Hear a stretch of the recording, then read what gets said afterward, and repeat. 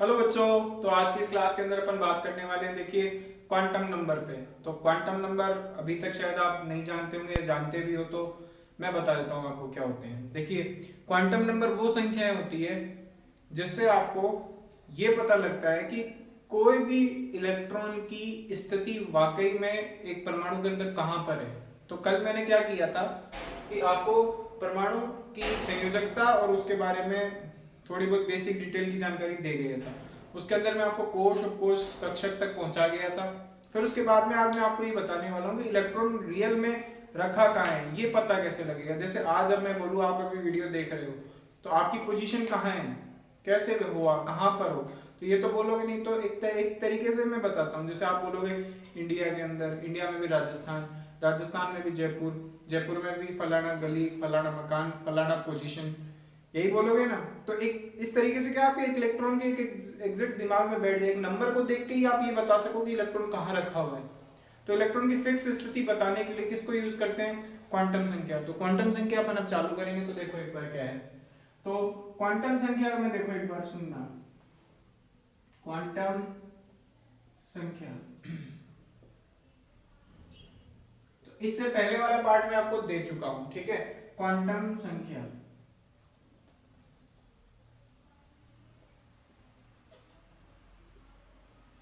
इससे पहले वाला पार्ट बेसिक इंट्रोडक्शन था एटम के ऊपर, ठीक है। तो दोस्तों के साथ इसको शेयर कर देना ताकि जिन बच्चों को जरूरत है रियल में उन्हीं को ये प्रोवाइड हो, ठीक है। अब सुनना, क्वांटम नंबर आपके पास में टोटल 4 है। वैसे तो स्टार्टिंग में 3 ही क्वांटम नंबर डिस्कवर हुए थे, फिर उसके बाद में 4th आया था, स्पिन क्वांटम नंबर। तो क्वांटम नंबर अपन चारों की बात करेंगे। इसके बाद मैं आपको इलेक्ट्रॉनिक विन्यास सिखाऊंगा, क्योंकि इलेक्ट्रॉनिक विन्यास में क्वांटम नंबर का एक बहुत बड़ा रोल है। तो आप 1 बाय 1 फॉलो करते रहना। जैसे ये मैंने आज क्या किया, वीडियो नंबर 1 पहले डाल चुका, वीडियो नंबर 2 आएगा आपके पास ही।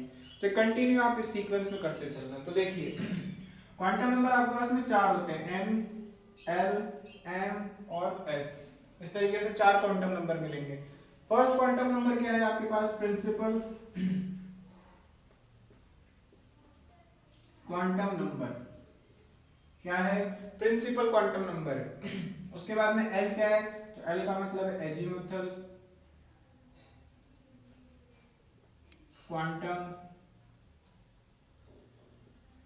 नंबर। एम का मतलब होता है मैग्नेटिक क्वांटम नंबर। मतलब क्वांटम नंबर आपको फिक्स पोजीशन बताएगा इन 4 नंबरों से ही। Magnetic quantum number. तो एस का मतलब है स्पिन क्वांटम नंबर। क्लियर है? 4 क्वांटम नंबर है, चारों आपको समझ लेने हैं। अब ये चारों आपको बताते क्या क्या है। देखो, हिंदी में इसको बोलते हैं मुख्य क्वांटम संख्या, द्विवंशी क्वांटम संख्या, चुंबकीय क्वांटम संख्या और चक्रण क्वांटम संख्या। इस तरीके से 4 क्वांटम संख्या आपके पास में। तो ठीक है। अब प्रिंसिपल एल, एम और एस, मतलब आपको एन, एल, एम, एस बताते क्या है, और इससे रिलेटेड मैं क्वेश्चन भी इसी वीडियो के अंदर आपको करा दूंगा। तो क्वांटम नंबर का सेट मैं आपको आज पूरा कराने वाला हूँ। तो सुनना अब क्या क्या है। देखो, एन जो है आपके पास आवर्त सारणी के अंदर कितने आवर्त होते हैं? 7। तो आपको एन क्या बताता है? सबसे पहले किसी भी परमाणु के में कोश या कक्षा की संख्या को बता देता है। किसको? कोश या फिर कक्षा की संख्या को बता देता है। शेल को बताएगा या फिर ऑर्बिट को बताएगा। फर्स्ट ये चीज आपको क्लियर करनी है, ठीक है। अब जितनी ज्यादा कोश होती है, जितना ज्यादा शेल होता है, ऑर्बिट होता है, उतना ही बड़ा उसका साइज होता है। तो साइज के बारे में भी कौन एक्सप्लेन करता है? यही करता है। कोई आपसे पूछे कि एटम जितनी दूर जा रहा है, सुनना, एटम जितना न्यूक्लियस से दूर जाता है ना, नाभिक से दूर जाता है, उसकी उतनी ज्यादा एनर्जी बढ़ती जाती है। तो कोई बोले पहली कक्षा में इलेक्ट्रॉन रखा है, कोई बोले दूसरी कक्षा में इलेक्ट्रॉन रखा है, तो दूसरी कक्षा वाले की एनर्जी ज्यादा होगी। ये मैं आपको बोर के मॉडल से भी समझाऊंगा, लेकिन अभी ये अपने को ही बताता है बात, ठीक है। तो आपको एनर्जी लेवल का पता लगता है, एनर्जी लेवल के बारे में पता लगता है, ऊर्जा स्तर के बारे में, ठीक है। फिर उसके बाद में फोर्थ चीज आपको क्या पता लगती है? यहाँ से एनर्जी लेवल जब आपको पता लग जाए तो उसके बाद में आपको यहाँ से स्टार्ट करना है क्या, है ना। एनर्जी लेवल पता लग गया। एनर्जी लेवल के बाद में शेल हो गया, ऑर्बिट हो गया, साइज के बारे में बता रहा है, एनर्जी लेवल बता रहा है। तो 3 चीज मेन मेन बताता है, ठीक। फिर उसके बाद आ जाओ एजीमुथल क्वांटम नंबर पे।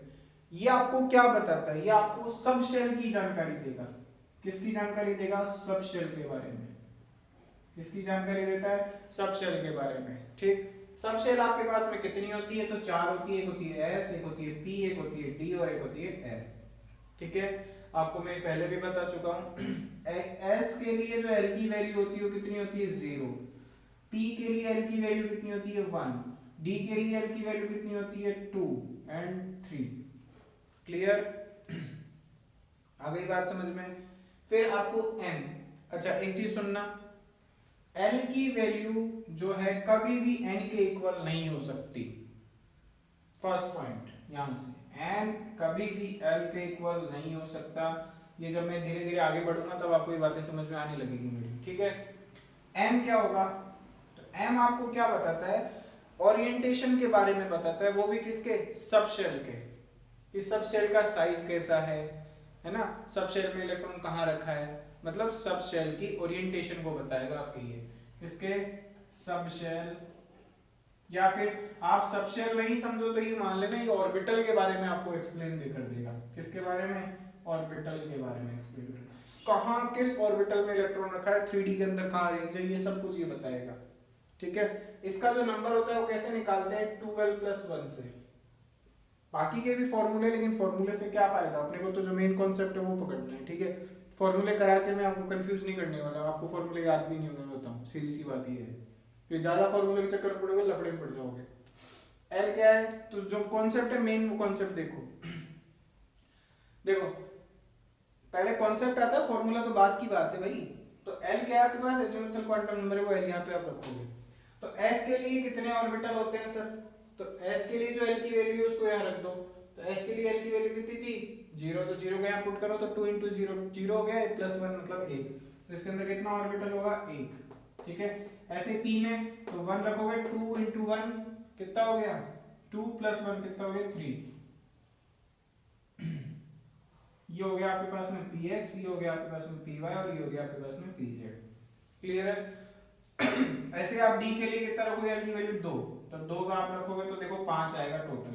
मतलब d के अंदर कितने ऑर्बिटल होते हैं? 5 ऑर्बिटल होते हैं। ठीक है, d के अंदर कितने ऑर्बिटल होंगे? 5।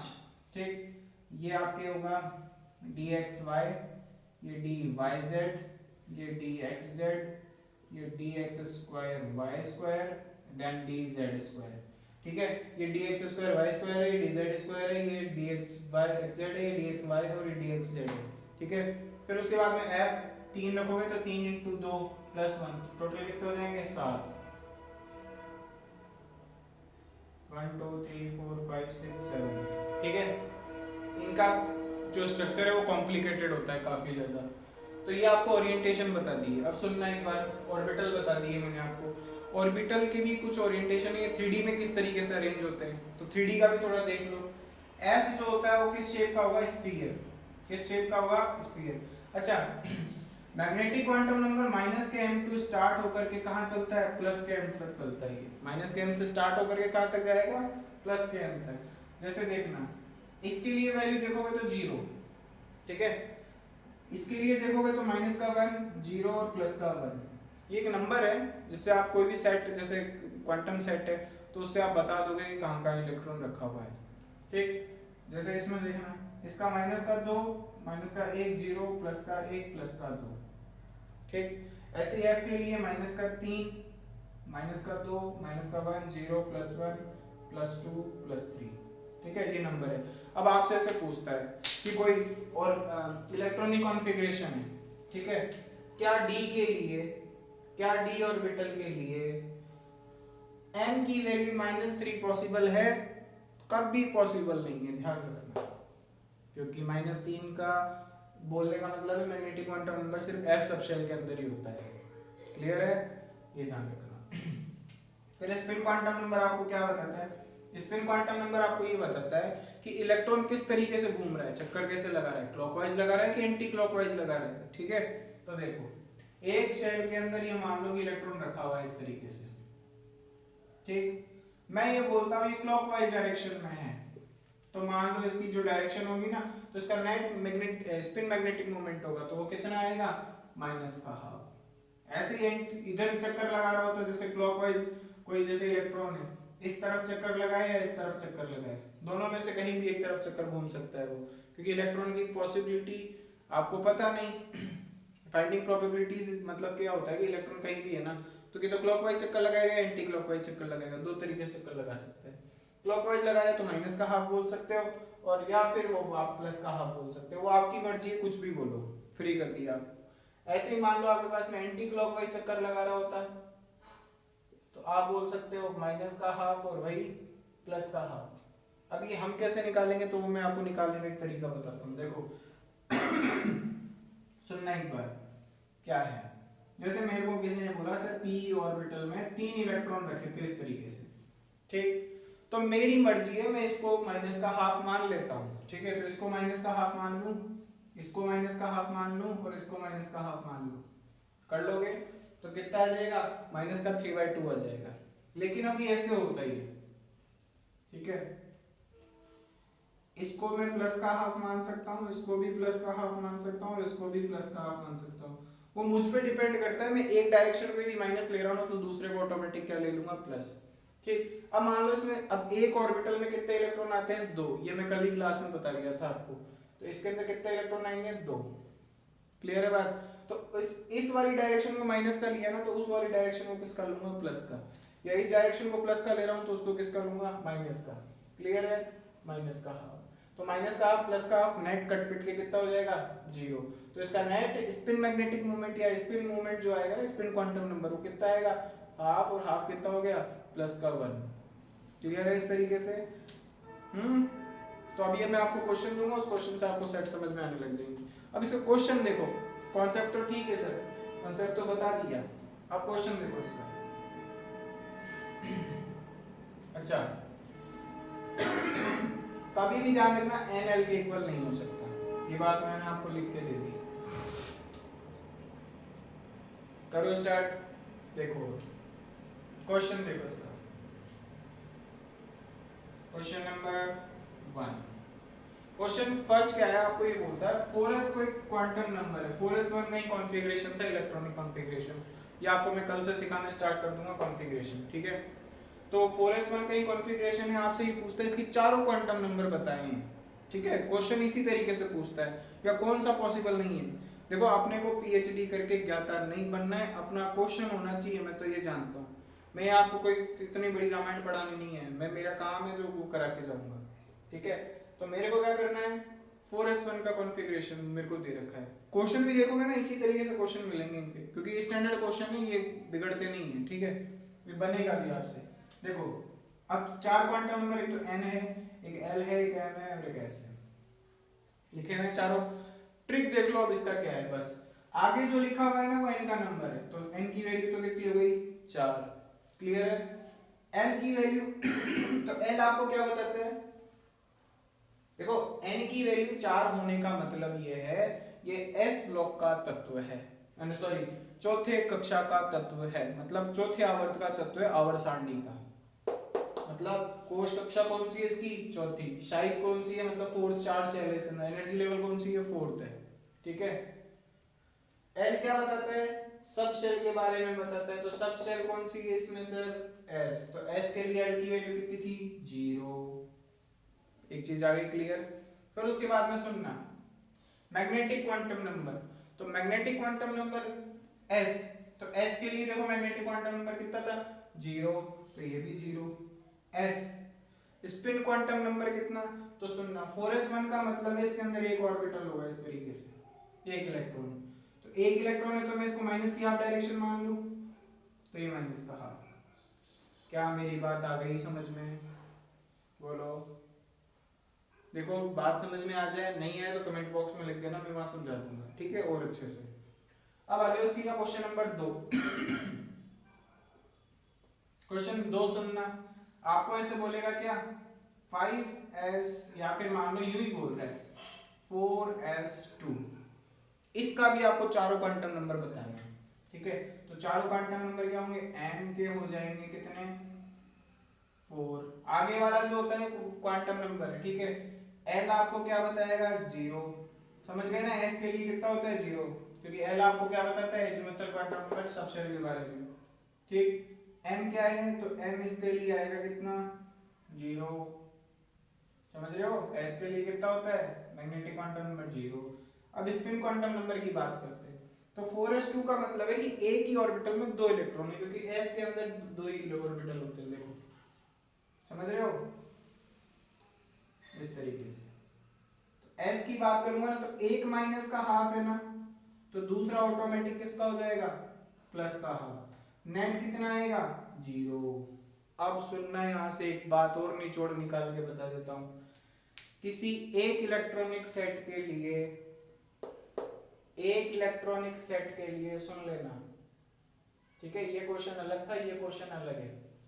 किसी एक इलेक्ट्रॉनिक सेट के लिए 2 क्वांटम नंबर सेम हो सकते हैं, मैक्सिमम 3 क्वांटम नंबर सेम हो सकते हैं, बट चारों क्वांटम नंबर कभी भी सेम नहीं हो सकते।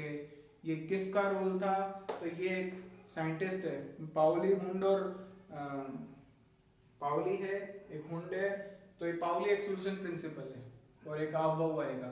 तो पाउली का ये रूल है कि चारों क्वांटम नंबर आपकी कभी सेम नहीं हो सकती। बात आ गई समझ में। एक और एग्जांपल ले लेते हैं, ले ले अपन एक और, तो चलो एक और ले लो, यही ले लूं, क्वेश्चन नंबर 3। अब आप क्वेश्चन लगाना देगा, दम निकालोगे आप, नहीं निकलता वो पूछना। कई बार ऐसा क्वेश्चन भी देता है, 4 आपको सेट देगा, उसमें से बोलेगा कौन सा पॉसिबल नहीं है, ठीक। अब जैसे यही सेट है, ठीक, देखना किस तरीके से घुमाता है क्वेश्चन। एल की वैल्यू बोलेगा 0 और एम की वैल्यू वहां लिखेगा -1।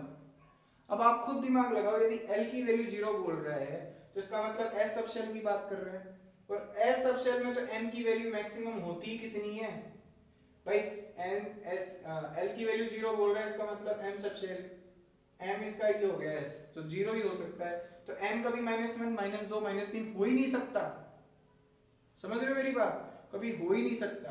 तो इस तरीके से आपसे घुमा फिरा के वो बातें पूछेगा, कभी भी याद रखना ऐसा पॉसिबल नहीं है, ठीक है। कई बार ऐसे बोलता है, सुनना, यूं बोलेगा कि एल की वैल्यू कितनी है, -1, सुनना, -1, सॉरी +1 है। अब एल की वैल्यू +1 किसके लिए थी, तो एल की वैल्यू +1 पी सबशेल के लिए थी। तो पी सबशेल के लिए तो अब दिमाग लगाओ, मैग्नेटिक क्वांटम नंबर कितना होगा, मैग्नेटिक क्वांटम नंबर कितना होगा पी के लिए, तो -1 से +1 तक हो सकता है, लेकिन ऑप्शन में लिखेगा -2। क्या ये पॉसिबल है, तो कभी पॉसिबल नहीं है, समझ गए। -2 तो किसके लिए पॉसिबल है, डी सबशेल के लिए। अब डी सबशेल होगा तो एल की वैल्यू ऑटोमेटिक कितनी हो जाएगी, 2 हो जाएगी। यहां तक आती है बात समझ में। तो ये केमिस्ट्री का जंजाल है पूरा का पूरा। ऐसे ही और बात कर लो जरा, 3p6 की बात कर लेता हूं, ठीक है। कई बार ऐसे भी लिख देगा, सुनना, 2d 3d 4d 5d, कौन सा पॉसिबल है, तो पहला ही पॉसिबल नहीं है। क्यों, क्योंकि n की वैल्यू कितनी आएगी यहाँ पे, 2, देख रहे हो। d के लिए l की वैल्यू कितनी है, 2, तो मैंने खुद ने बोला ना, कभी भी n l के इक्वल हो ही नहीं सकता। समझ में आ गई। इस तरीके के क्वेश्चन आते हैं क्वांटम संख्या से। तो आपको क्वांटम संख्या आज मैंने पढ़ा दी। कुछ बच्चे बोल रहे थे सर वीडियो का ड्यूरेशन बढ़ाओ, अभी मैं ये देख रहा हूँ कि जितने भी बच्चे हैं, जितने भी वीडियो देख रहे हैं, पूरी वही नहीं देख रहे हैं अभी, तो वीडियो में छोटी ही पार्ट में रखूंगा, फिर बड़ी पार्ट में रहती है वीडियो तो फिर बच्चे पढ़ते कम है, ठीक है। हाँ, आपको यदि ऐसा हो कि सर कि फटाफट करना है तो मैं फटाफट भी खिंचाऊंगा, ऐसी बात नहीं, मैं खुद भी तेज खिंचाऊंगा। हो सका 2 या 1.5 मंथ के अंदर मैं केमिस्ट्री खत्म कर दूंगा पूरी, बायोलॉजी भी आएगी आपकी धीरे धीरे, ठीक है। तो आज क्वांटम संख्या में इतनी बात करेंगे, फिर नेक्स्ट क्लास के अंदर बात करेंगे। तो कैसा लगा वीडियो ये जरूर कमेंट बॉक्स में बताना मुझे, बाकी दोस्तों के साथ शेयर करो, ठीक है। और क्या बोलते हैं, इसके जो नोट्स है वो भी आपको मिलेंगे डिस्क्रिप्शन बॉक्स में, मैं आपको लिंक दे दूंगा, वहाँ से आप डाउनलोड कर लेना, ठीक है। तब तक के लिए thanks for watching, bye bye.